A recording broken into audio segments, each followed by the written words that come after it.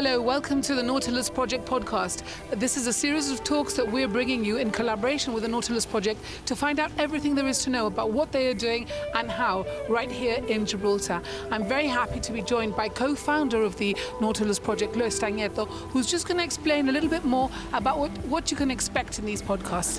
Thanks for joining me, Luis. Tell us a little bit more about it. Thanks for having me, Michelle. As a marine conservation NGO based in Gibraltar, the Nautilus Project does a lot of work educating and also researching a lot of the climate issues that affect us and how they affect the marine environment. And the purpose of the podcast is really to connect with experts around the world who specialize in very key areas to do with climate change and conservation, to allow them to explain why the work that they do is so important in maintaining our oceans. Well, I'm really excited to get going with this.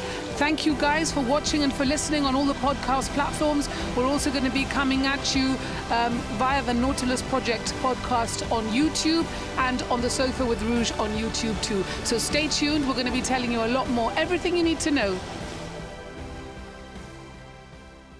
Welcome to episode 2 of the Nautilus Project podcast. And I'm really excited to be here today with Veta Wade. She's all the way in Monserrat in the Caribbean. What's the weather like, Veta? Warm. Is it? Very nice, warm day, breezy as well. So that's good. That's nice. So it's not very nice here. Actually, we've had some nice sunshine, but today is not great. But anyway, I wanted to talk to you because I know that you're involved with the Nautilus project. And Luis has been telling me a little bit about what you've been doing. You're a conservationist, is that correct? Yes, that's right. So tell us a little bit more about what your role is and what you actually do. Yeah, so I'm the founder and director of Fish and Fins. This is a nonprofit here based on the island of Montserrat, and we empower our community, especially our youth, through citizen science and marine awareness and education here on the island. And that has been going for the last 10 years. We started teaching kids to swim, snorkel, and get involved in marine science in its inception. Now we're focusing our work around turtle conservation here on the island of Montserrat. Wow, that's fantastic. And is it just kids that you're getting excited into these projects, or do you deal with adults as well? Yeah, it's an inclusive design project. So it's adults as well. It's with the community. We have done engagement and outreach and education from everybody in senior government and politics to our expat community and our churches as well. Recently, this year, we had a collaboration with the Monserrat Tourism Authority, and they contracted us to help co-design a community environmental stewardship program. So I was the lead on that, and we were able to ensure that we had a number of very interesting projects from art exhibitions to cultural beach and coastal experiences, beach cleanups, things to do with making craft out of driftwood, learning about our herbal teas and our connection to culture and heritage at the coastline, showing people how to do shore fishing. And in doing so, we're also created a guidebook for our community and our community groups. So it's an effort to really get community groups, private and public sector, around understanding how we care for our community and that our environment is a big part of who we are as an island people. And how do they are they encouraged by? Do they like taking part? And yeah, the feedback was very good, very positive. One of the last things we did was a workshop for young people that just happened last month, just the end of August. Time is flying so quickly. So just the end of August, we did a workshop for youth, and that involved youth and community members. We had about 20 people who were really passionate, and that was involving our turtle projects and turtle conservation in Montserrat, really trying to raise the profile of that. And it was wonderful. Some of the feedback we got from the director of the Monserrat Tourism Authority was so much more than a workshop. This was an adventure. And so she was very excited. The children want to do it next year. So we're hoping to get some sponsorship behind doing a program again, so that those who were in the program could be part trainers for the next one. So we could sort of like a youth trainer program as well, and could be able to continue that into next year. So that's great. That's a little bit what the Nautilus do here. I mean, they start them young, and then as they get older, they become mentors for the little ones. So they work Yes. like that here. So tell me what your involvement is with Lewis and Melanie and the Nautilus projects. Yes, well, they're dear friends. I met them in Gibraltar. I was there to do the rock retreats that Eleanor Dobbs had been That's right. Yes. organizing, Yes. and so yeah, they had introduced me to their program. Then we've stayed connected, and where possible, we seek to collaborate and continue to really sort of help motivate and provide sort of like knowledge exchange across borders, especially because Gibraltar is also in our UK Overseas Territory family. So it's very important that we stay connected where we can share knowledge, and also, sometimes even all you need is encouragement. It's not an easy it's not an easy journey, the journey of conservation, and we are coming up against a number of challenges. And I think building a community of people who get it, and a community that supports each other, is really going to be incredibly valuable for longevity. Yeah. What are the biggest challenges that you guys face Yeah, in Montserrat? I think here in Montserrat, our biggest challenge is to do with access to finance. As a small NGO, remember, Montserrat has been totally devastated by the volcano. So, for those of your listeners who may be listening but don't know, 1997 we had a massive volcanic eruption. We lost 2/3 of our population who had to be evacuated. I was even one of them. But in 1997, we dropped from 11,000 to just about 4,000 or 5,000. We're now at 3,005. So our population is still going down.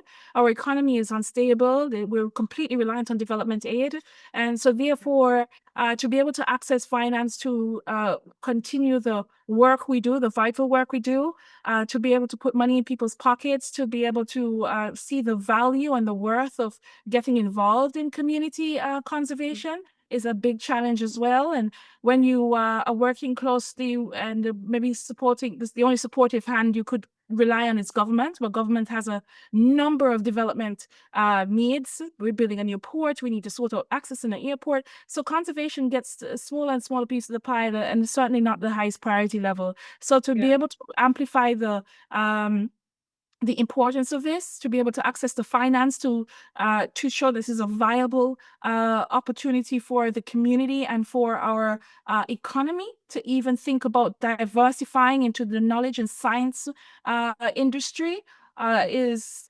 also it's not an easy task. But the children are excited. The children know they want to get involved.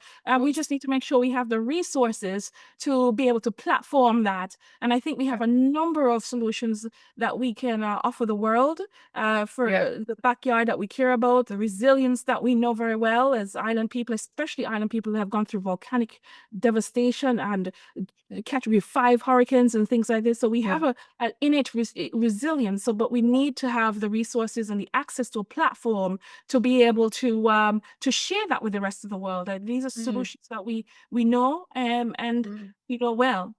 Do you work with other NGOs around the world? Yeah, from time to time. One of the most recent projects we had, which was a very exciting project, was with the Ocean Discovery League, and what they're doing is really trying to democratize the deep. So to be able to shine a light into the ocean and the deep oceans around us, because only 1% of the ocean, less than 1%, is known. So what we have been doing with them is really co-design some technology that will be low cost and affordable, that we can actually see down to about 1,600 meters, and it can also provide environmental data. So that's a non-profit based in the US. And we also, if you want to know more about it, if you get September issue of National Geographic, Katie Croft-Bell, who is the founder, is also featured in there. And we also do work. I'm an advisor and collaborator of the Adopt a Coastline project, and they're based in Antigua, and they are a coastal Antigua and Barbuda, and they're a coastal stewardship program. So they're engaging the youth and community around cleanups and the circular economy. So really creating the trash that we find into treasure, and continuing to really have us understand as a community the link between our behavior and and how we can better care for our environment and our marine space as well. Is there a lot of trash in the seas around where you are? Well, for where we are in Monserrat, it's not as critical as many of the islands. Montserrat, we have on the eastern side of our island a beach called Margarita Beach, and generally across the eastern shores, where we're open to the Atlantic Atlantic Ocean, we are experiencing a number of trash inundations that are happening through the gyra. So, the currents around this area takes the trash from continents around us and also the islands around us as well, and then dump them back onto our shore. So it just goes to show that we share the challenges, and the decisions and actions that you make here in Gibraltar can actually have an impact on us here in the islands. Antigua is different. Antigua has for example, Montserrat is a volcanic island with natural springs. But water comes up from the earth and through our pipes, and Antigua doesn't have that privilege. So there is a water challenge, just to name that.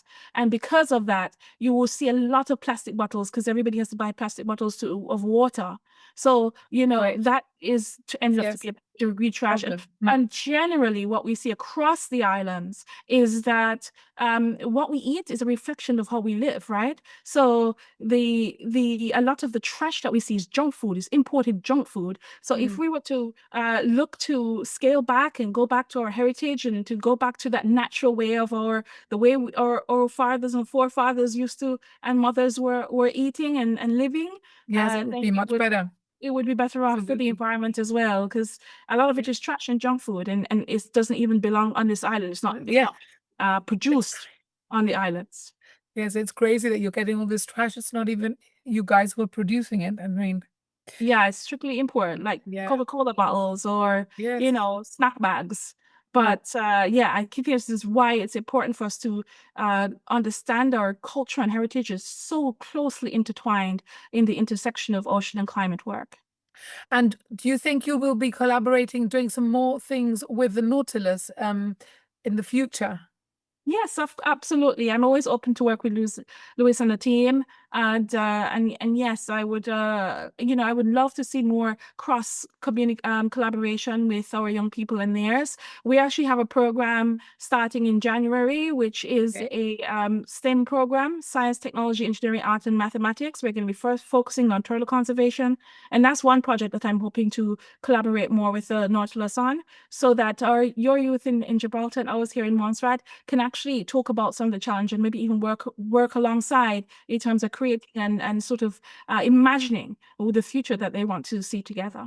Or have an exchange. Yeah, that would be brilliant. That would be even better. You could come over with a bunch of your young people to see what they're doing here, and vice versa. That would be so good.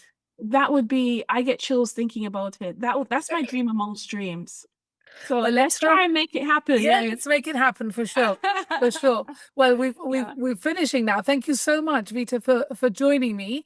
And I hope everyone's really enjoyed listening to all you've had to say, and all the very best with all your projects in Montserrat. I hope to maybe one day get there and see you. I'm sure I've met you before. I've got a feeling that when you were here at the Rock Retreat, I met you, because I do help Ellie Dobbs out quite a lot when she's here. So yes. I feel like we've met before. As well. We will, of course. Okay. Thank you so much. I appreciate your time.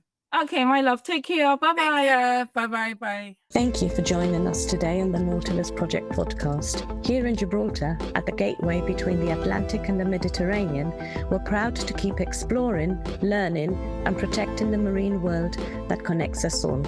If you've enjoyed today's conversation, be sure to subscribe, share the podcast, and leave us a review.